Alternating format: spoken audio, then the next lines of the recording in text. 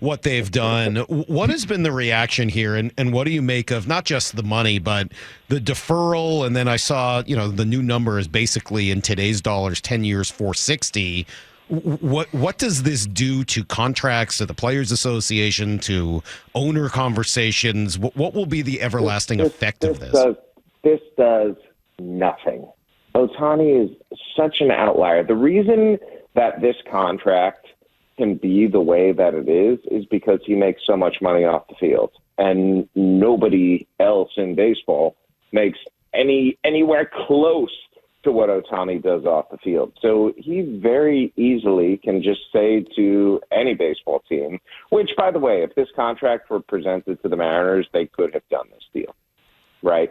Like, I'm not going to say 30 of 30 teams could or would do this because, and I'm getting super nerdy here, even though he's being paid only $2 million in cash this year, the team, the Dodgers in this case, have to fund the discounted cost on the deferred money, which means they need to put essentially $44 million in an escrow account. So they are going to be not paying Ohtani, but putting away $46 million of cash due to this contract. And not, there are teams that could not, the Mariners could do that. They unequivocally, absolutely could do that. And they chose not to be involved. And, maybe in the end, guys, Ohtani was going to wind up a Dodger regardless.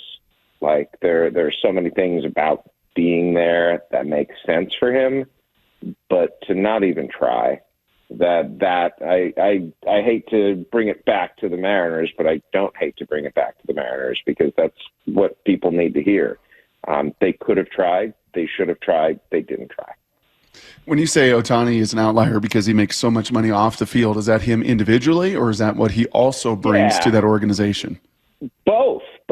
I mean, the Dodgers right now are just tickled by this. They see this as the gift of a lifetime because by doing this, by deferring as much money as they are, Ohtani is essentially giving them $25 million in CBT space to play with. Because, maybe $25 million is a stretch because this CBT number is going to be, and for those who don't know, that's competitive balance tax, luxury tax. His CBT number is going to be around $46 million. And I think we reasonably can say, most people didn't think he was a $700 million player, but there were teams that were willing to go up to $600 million for him. And if that's the case, the Dodgers are absolutely saving money, and Ohtani, it looks like a really good teammate whose desire to win is prompting this. Like, it's kind of if you're going to have Ohtani's attitude, which is I want to win and I want to do everything I can, then this is a win-win for everybody who's involved. So just listening to you, Jeff, does that mean, just thinking it through, so he's lowering their CBT number by quite a bit? The Players Association lower, Mike, compared to what it would have been, right? Normally with a 10-year 700, right. Correct. So in some ways, the Players Association would love this, right? Because it gives the Dodgers an opportunity to go spend more money on other players. Absolutely. So the question becomes, how do the other 29 owners feel about this? Depends. I talked with a few owners yesterday. The big market one that I talked with said this is a really good deal, good for them. The small market one I talked with said, I hate this sport, it's broken. I'm paraphrasing, but that essentially is what it was. But guys, there's always been the big revenue, small revenue bifurcation in this sport. When you don't have a salary cap, that is the consequence. And I'm not sitting here suggesting there should be a salary cap. I do not believe in the idea of a salary cap as being some sort of lever of competitive balance when we've seen Major League Baseball have a pretty reasonable level of competitive balance over the last 25 years. Like the Dodgers have won one World Series when outspending everyone. And the Diamondbacks made the World Series this year. And I understand that there are enormous advantages to be had by larger payrolls. That's why, you're sitting there in Seattle right now saying, John Stanton, would you please log into the chat? Like, would you please show up and do something, anything, to take advantage of this window that we were supposed to have right now? But money's not a panacea. Money does not make you win. All you have to do is look at the New York Mets last year, San Diego Padres last year, and plenty of other money teams in the past that have been failures. What money does is it allows you to make mistakes without greater consequences. That's the power of money in baseball. You can screw up and be okay because you got other pieces in place. If 12 months ago you told the Mariner fans they were greedy, and then you apologized 42 times on 40 shows with us over the last 12 months, today, what is your message to Mariners fans? You know what? No, I'm kidding. I'm going to double down. Trust me. Some people have doubled down this week on erroneous things, so I'm not going to jump into that one. I just feel sorry for Mariners fans right now. It's a shame what's happening. When you have Julio Rodriguez in his prime under long-term contract, when you have Luis Castillo under long-term contract and George Kirby and Logan Gilbert under team control, and Brian Wu and Bryce Miller and Robbie Ray coming back, and Matt Brash in the bullpen along with Munoz. And, I mean, I can keep going. J.P. Crawford coming off a phenomenal season, and Cal Raleigh and Ty France. This is the makings of a championship team. This is when you add. I don't care if your RSN is falling apart. This is when you add, because this is your window. And to be blowing, now there's still time. There is still time. But to be blowing this opportunity the way that the Mariners are right now should anger, disillusion, disappoint, frustrate, and frankly, lead fans to not wanting to care anymore, because that's the way that the organization is treating this offseason right now. And I don't know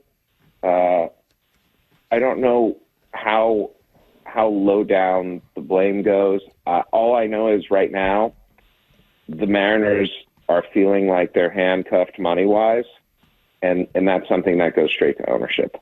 They should not be handcuffed money-wise. You know what they should have done? They should have said, let's go get Juan Soto. And they should have gotten Juan Soto, which they could have done. And then they should have said, okay, let's go get another bat. And I don't know who that other bat is, but whether it's Mitch Garver or Jorge Soler or Reese Hoskins, bringing back Teoscar Hernandez, or who was that you said? Reese Hoskins. Yeah, Reese Hoskins. Get another bat. Well, and I think getting a Soto might have helped them get another bat as well, as it would have kind of changed some of the perception around it. So let me ask you this. So I think what you just said is incredibly well summed up. I don't think there's too many people around here that are going to disagree with anything you just said. How can their RSN loss be so unique, apparently, to them it seems like the rest of baseball is spending away? It's not. The Twins, the Twins have had losses, and other teams are going to. The big issue and the big point is we've known this is coming. Everyone in the industry has known about the RSN bubble for years. And I think John Stanton's a really good businessman. And I think the way that the Mariners have been run in the past has been so disappointing to fans. whether it's Kevin Mather or any of the other things that Mariners fans have been through, that you need to get out ahead of this. You need to prepare for it. You need to be ready. You need to understand that if after these massive gains, and I mean enormous gains in franchise value over the life of the time, I think Stanton bought the club in 2016, and I think it's doubled. And I understand that what a franchise is worth is not the same as free cash flow, right? But after all of those gains, you would think that if there's something catastrophic that happens, and I don't think that the RSN thing is going to be a catastrophe when it's all said and done. I think it's a short-term thing. You plow through it. It's easy for me to say, guys, it's not my money. It's not my business. And I don't have the books in front of me to suggest that that's a possibility. But what you just said is a big deal, Jeff. Hold on. Can I jump in there for a second? Because I think that's a really, really important point. You just said that you think the RSN thing will be worked out eventually, maybe not this year, but within the next year or so. So that's important. So the ask of Mariner ownership. By the way, Mike, I'm not just saying that based on my feelings. It may not be back to where it was in guaranteed money, right? Like, it may not get back to the level of... Right, but your point is that baseball is going to help. Baseball is going to step in and help some of this so that it's not just MLB that's going to be helping out, but let's remember, this is a really good product that's on every single day. Live sports rights cost a lot. And that's not something that is unique to football or basketball. It goes for baseball too. So it's why these RSNs were paying clubs as much as they were, because this is a valuable product. Now, it's going to take some time to try and figure out what the landscape looks like. It's going to take some time to figure out how the a la carte model, if it is going to work, and how it's going to work, and to navigate blackouts, and to get local coverage, and to do all of these things. But once that happens, there's a significant number of people in Major League Baseball who believe that teams are going to be just fine. Absolutely. So good point. So let me ask this: if you're the Mariners, what you're asking of the Mariners when you say you've got to spend, you really only need to spend to make up the difference short term. No one's even asking them to throw in their money year after year after year. If I understand you properly, the ask is just be the bridge. Just be the bridge to get through this for a year or so until the new model takes hold. Not just that, but the opportunity cost that you are potentially losing by frittering away a year of all of these guys' primes, to me is so enormous. Think about it.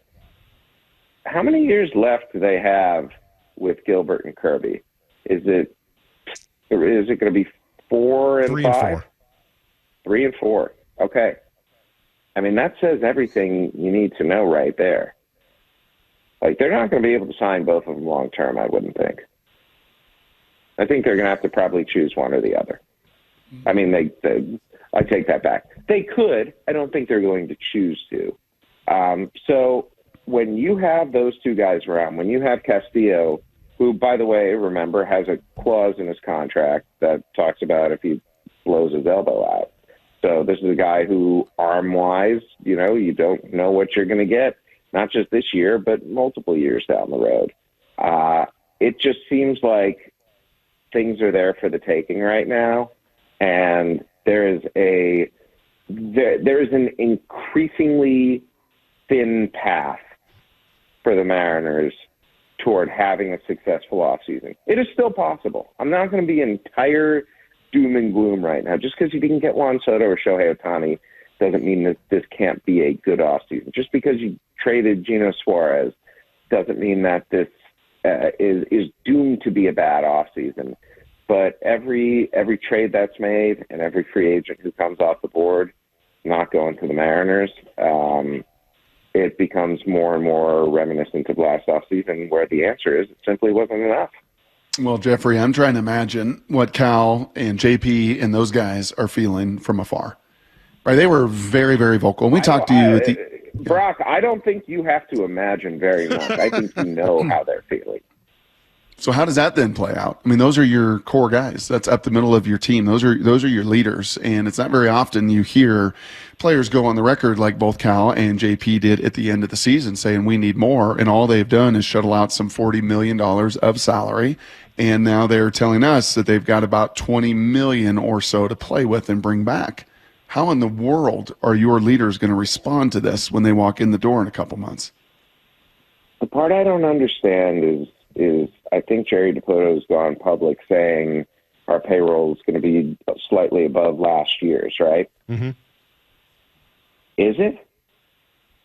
Because once you get there, once you start saying stuff that just doesn't come true, the credibility is shot. Mm-hmm. Yep. And so I hope for the organization's sake that the payroll gets to where it was last year and slightly higher, because that seems like the best case scenario right now. Let's say it does, okay? Just for the sake of baseball conversation, rather than business conversation, let's say it does. Let's say they have another, after the raises and arbitration and everything else, let's say they have another $20 to $25 million to spend this offseason. What would you do? Who would be your targets if you were running the Mariners to bring in for $20 to $25 million to replace the productivity from Suarez, Teoscar, Kelnick, et cetera? You can't. You can't for that much money. Like, it's very simple. You cannot put out as good of a lineup as you had last year if that's the money you have to spend. And I'm sorry to be doomy and gloomy right now, but that's just sort of the reality of it. So you don't think you can get, just out of curiosity, I mean, it's not like Gino had a good year. Teo didn't have a very good year. You don't think you could get two $10 million a year players to have more productivity than them? Mike, who's a $10 million a year player? I don't know. Right I guess that's sort of my question. Who is? How much do these guys get? What does Hoskins get? What does Garver get? What do those guys end up with? I think Hoskins is going to get probably $15 million plus. Wow. I think Garver makes the most sense. Garver makes the most sense in many regards. He hits the ball really, really hard. He plays catcher. And I know Cal is like a workhorse back there, but if you can have Mitch Garver, in the lineup for the 25 games Cal doesn't catch, great. Garver's also a guy who's been injured, though. And so there's risk there. How about the guy from Korea? Is that an option? And another guy that maybe there's a way to make back some of the money that you'd be spending on him? If you want to spend pretty much the entirety of your budget, yes, he'd be great. But he's also the problem there, Mike, is that he's a center fielder. So yeah. It's almost like the value of Young-Hoo Lee comes as much from his position as anything else. And center field is already well taken care of. I mean, do you look at Lourdes Gurriel? Do you look at like a J.D. Martinez or a Justin Turner? I mean, there are options, but you're not getting two of those guys. So, you're just not like if it's 20 to 25 million, you are not getting two of those backs. All right. So then last chance here, as I'm trying to just, look for a way for them to do, as you said, still finish this off season better than everything looks right now. What if you turn to trade one of your young controllable pitchers, either Miller or Wu? What is the value back for guys like that? They get a good player back, certainly, but is that something they're willing to do? Is that something where they're willing to do it for a short-term asset? That's the question, right? when Jerry said 54% and opened up this Pandora's box that has seemingly let out all of the awful juju built up from 2 decades of Mariner mediocrity. What he was saying there was, we need to think about sustainability, right? We can't just be focusing on short term, on success right now. We have to balance now and the future too, because being a franchise that's in the middle of the pack with revenues, it's a better argument, honestly, made by a low revenue organization or a small market organization than it is, I think, the Mariners. But it holds nevertheless. It's the reality that they've chosen.